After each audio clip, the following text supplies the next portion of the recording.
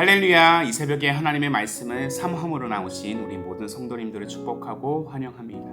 오늘 우리에게 주시는 하나님의 말씀은 민수기 18장 1절부터 7절까지입니다. 본문의 말씀을 제가 봉독하겠습니다.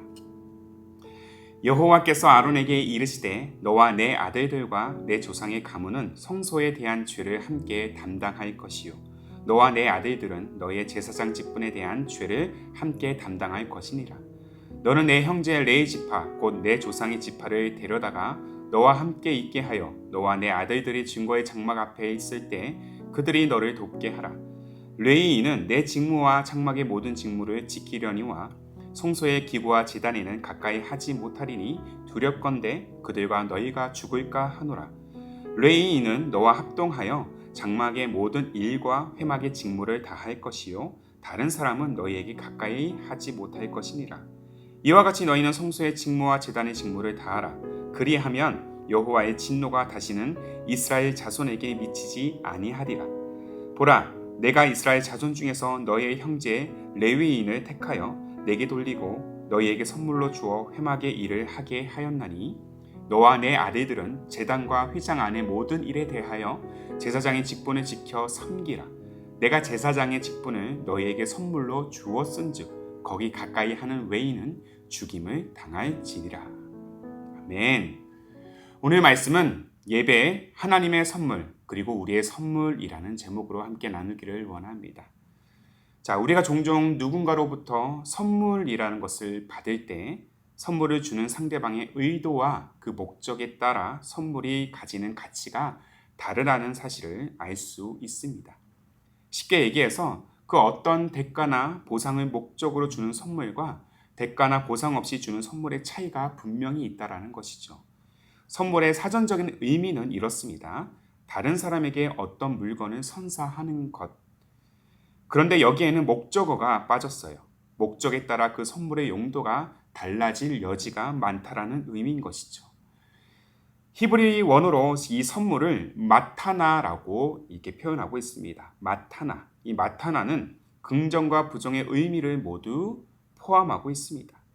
좋은 의미로는 희생 제물을 의미하는 것이죠. 다른 이들의 유익을 위하여 자신을 희생하여 어떤 것을 제공한다는 것입니다. 이 희생 제물의 대표적인 모범이 누구입니까? 바로 예수 그리스도입니다.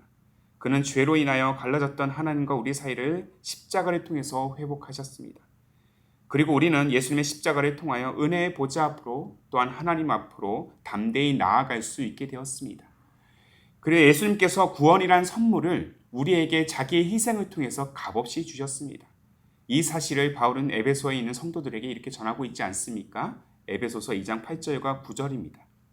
너희는 그 은혜에 의하여 믿음으로 말미암아 구원을 받았으니 이것은 너희에게서 난 것이 아니요 하나님의 선물이라. 행위에서 난 것이 아니니 이는 누구든지 자랑하지 못하게 함이라. 예수께서 선사하시는 이 구원의 선물은 우리의 어떤 자격이나 능력으로 얻어낸 것이 아니기 때문에 이 세상 어떤 것과도 비교할 수 없는 최고의 선물이라는 사실을 우리는 기억해야 될 것입니다. 이것이 히브리 원어 마타나가 가진 긍정의 의미입니다. 반면 이 마타나는 부정의 의미도 있습니다. 뇌물이라는 뜻으로도 쓰이고 있어요. 뇌물이 무엇입니까? 바로 나의 이익을 위하여 사람의 마음을 사기 위한 목적으로 건네는 돈이나 상당한 고가의 물건을 건네는 것입니다. 이 뇌물은 역사적으로 또 이 사회의 어느 영역이든 수없이 악용이 되고 있습니다. 특히 물질 만능주의가 팽배한 이 시대는 더더욱 그렇다는 사실을 우리는 뉴스를 통해서 매일 목격하고 있지 않습니까? 뇌물은 선물이 지닌 고유의 가치를 훼손시킵니다. 오가는 그 과정 속에 수많은 정치적인 계산들, 이익 유무를 따지는 기대 수치가 난무한 것이죠. 그런데 슬프게도 하나님을 믿고 예배하는 자들에게서도 이 마타나, 선물을 부정적으로 사용하는 자들이 있습니다. 바로 나의 이익, 성공을 위해서 하나님을 이용하려는 자들, 광야 행진을 하고 있는 이스라엘 백성들 가운데도 우리는 이러한 자들을 심심치 않게 목격하고 있습니다. 특별히 지난 본문에서 우리는 자신이 얼마나 큰 특권을 받았는지는 생각하지 않고 모세와 아론과 같이 높은 지위를 요구하다가 하나님께 반역을 시도했던 레위 자손들의 비참한 말로를 지켜봤습니다. 그런 성막과 성막에 관련된 기구를 관리하는 직무를 맡은 자들이었어요. 누구보다 하나님을 예배하는 데 있어서 매우 중요한 역할을 맡은 그야말로 특권을 받은 자들이었습니다. 그러나 그들은 그 특권을 특권으로 여기지 않았고 더 많은 특권을 가지기를 원했습니다. 우리 또한 앞서 언급한 이 마타나의 긍정의 의미와 같이 예수 그리스도로 말미암아 구원을 값없이 선물로 받은 존재입니다. 이뿐 아니에요. 누구도 나아갈 수 없었던, 더욱이 구약에서 오직 제사장만이 나아갈 수 있었던 지성소를 향해서 우리는 왕같은 제사장으로서 나아가게 되었습니다. 마음껏 하나님을 대면하여 하나님의 그 이름을 부르고 하나님을 노래하며 하나님의 말씀을 듣고 따를 수 있는 것, 이것이 바로 우리가 수없이 마주하고 또 참여하고 있는 예배의 현장들입니다. 그러므로 예배는 하나님이 선사하신 고귀한 선물이라는 것이죠. 하나님께서 자신에게 반기를 든 레위 자손들을 무참히 심판하시는 이유, 이후에 이스라엘 백성들이 정신을 차리지 못하고 도리어 하나님을 원망할 때 진노하신 그 이유는 선물을 선물로 여기지 않고 늘 자신들의 이익을 위해서만 하나님께서 움직여 주시기를 바라는 그 악한 마음 때문임을 우리는 주목해야 될 것입니다. 다행히 모세와 아론의 그 간절한 중보로 인하여 하나님은 백성들을 향한 진노를 그치셨지만 하나님께서는 오늘 본문을 통해서 제사장과 레위인들이 담당해야 할 직무들을 다시 정비하십니다. 제사장의 직무, 성소를 관리하는 직무를 맡은 이들의 책임이 얼마나 막중한지, 그리고 하나님을 향한 그들의 태도가 얼마나 중요한지를 다시 한번 보여주고자 하신 것입니다. 그러면서 하나님은 레위인들과 제사장직은 바로 자신의 선물이라는 사실을 말씀하고 계세요.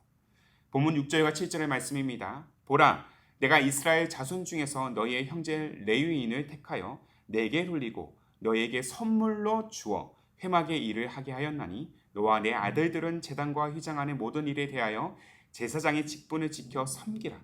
내가 제사장의 직분을 너희에게 선물로 주었은즉 거기 가까이 하는 외인은 죽임을 당할지니라. 여기서 기록되어 있는 선물이 바로 히브리 원어 마타나입니다. 하나님께서 자격 유무를 따지지 않으시고 죄로 얼룩진 그들의 인생을 거룩한 하나님을 예배하는 자로, 예배를 맡은 자로 그렇게 거룩한 책임을 다하도록 정치적인 협동이 아니라 거룩하고 순전한 마음으로 돕고 섬기도록 직무를 그들에게 선물로 주신 것입니다. 우리 또한 마찬가지입니다. 죄로 인하여 하나님과 단절된 채 죽을 수밖에 없었던 우리를 예수 그리스도의 핏값으로 말미암아 우리를 당신의 자녀로 삼으시고 예배자로 세우셔서 어느 때든지 우리는 예배를 통해 하나님을 만나고 하나님의 은혜와 역사를 누릴 수 있게 된 것입니다. 얼마나 큰 선물입니까? 때문에 이 선물의 가치를 아는 자들은 어떤 자격을 갖추고 받은 대가가 아니기 때문에 내가 어느 상황에 처해 있든 어느 위치에 있든 그렇게 감사함으로 거룩하신 하나님 앞에 서는 거룩한 예배자로 우리는 책임을 다해야 될 것입니다. 사랑하는 성도 여러분, 예배학자 프랭클린 세글러는 개신교의 예배를 이렇게 정의하고 있어요. 예수 그리스도 안에 나타난 하나님 자신의 인격적인 계시에 대한 인간들의 인격적인 응답이다. 예배는 사전적인 정의 대신 오직 경험될 수 있을 뿐이며 역사 속의 하나님의 행위에 대한 축하가 그 본질이다. 하나님의 계시에 대한 인간의 반응, 역사 속의 하나님의 행위에 대한 인간의 축하, 이는 무엇을 의미합니까? 인간과 그토록 교제하기를 원하시는 하나님께서 우리에게 예배라는 선물을 주셨습니다. 동시에 우리는 이 선물의 고귀한 가치를 깊이 알고 하나님의 그 크신 사랑과 은혜를 감동으로 또한 감사함으로 돌려드리는 것이 예배가 가진 진정한 의미라는 것이죠. 예배는 하나님의 선물입니다. 값없이 선물로 주셨습니다. 동시에 우리는 값없이 받은 이 선물에 대하여 우리의 인생을 다해서 또 우리의 마음을 다해서 또한 우리만의 예배로 하나님께 보답해야 하는 삶을 살아가야 할 것입니다. 하나님을 이용하여 내 인생에 어떤 성과를 기대하는 목적으로 나아가는 것이 아니라 값없이 받은 은혜를 감사와 감동으로 응답하는 것, 이것이 바로 예배의 본질임을 기억하면서 그렇게 우리 모두가 하나님의 거룩한 예배를 통하여 그렇게 우리 자신을 드리고 그렇게 우리 자신이 선물이 되어서 우리 마음을 드리는 삶, 그렇게 헌신하는 인생, 주의 말씀 앞에 순종하는 인생, 그러한 인생이 바로 저와 여러분의 인생이 되기를 주님의 이름으로 소망합니다. 진정한 예배자로 나아가십시오. 무엇보다 감사와 감격으로 주님 앞에 나아가 주님의 이름을 찬양하는 그러한 순전한 예배자로 나아가시기를 주님의 이름으로 축복합니다. 아멘. 함께 기도하겠습니다. 살아계신 하나님, 우리가 하나님 앞에 나아가 하나님의 아버지라 부르며 하나님의 이름을 높이며 찬양하는 삶, 그렇게 하나님을 예배하는 것이 얼마나 큰 기쁨이고 감사가 되는지 모릅니다. 그러나 때때로 우리 마음은 완악함에 갇혀서 내 마음과 뜻대로 되지 않는 그 일상들을 바라보면서 도리어 하나님을 원망하고 은혜를 잊어버릴 때가 참 많음을 또한 고백합니다. 이렇게 헤아릴 수 없는 부끄러움으로 이 시간 나아가는 제 영혼을 사랑으로 품어주시는 주님, 거룩하지 못한 우리 영혼임에도 우리를 예배자로 세우셔서 여전히 우리 예배를 기뻐 받으시는 하나님, 오늘 무엇보다 그 하나님의 사랑과 자비를 깊이 묵상하며 우리의 자신의 완악함을 회개하며 또한 하나님의 감사함으로 예배하는 인생이 되도록 성령님 우리를 도와 주옵소서. 값없이 주신 선물 예배, 우리가 하나님을 예배할 수 있다는 그 자체로 감사가 되게 하여 주시고 이 놀라운 선물에 감동과 감격으로 보답하며 주님을 온전히 예배하는 선물의 인생이 되게 하옵소서. 주님을 예배함이 우리의 기쁨이요 소망인 줄로 믿습니다. 그렇게 오늘도 우리의 예배를 주님 받아 주옵소서. 그렇게 영과 진리로 예배하는 자들을 기뻐하시는 우리 주님 예수님의 이름으로 기도하옵나이다. 아멘. 오늘도 주신 말씀을 따라 우리 두 가지의 기도 제목을 놓고 함께 기도하기를 원합니다. 먼저는 어떤 성과를 기대하는 목적으로 나아가는 것이 아닌 값없이 받은 은혜를 감사와 감동으로 응답하는 것이 예배의 본질임을 우리가 기억하게 하옵소서. 한 걸음 더 나아가 함께 모여 하나님을 예배할 수 있다는 그 자체가 감사가 되고 놀라운 선물에 감동과 감격으로 보답하며 온전히 예배하는 우리 기쁨이 되는 교회가 되게 하옵소서. 이 두 가지의 기도 제목을 간절한 마음으로 함께 고백하시면서 기도로 하루의 삶을 열어가시기를 바랍니다. 함께 마음을 다해 기도하겠습니다.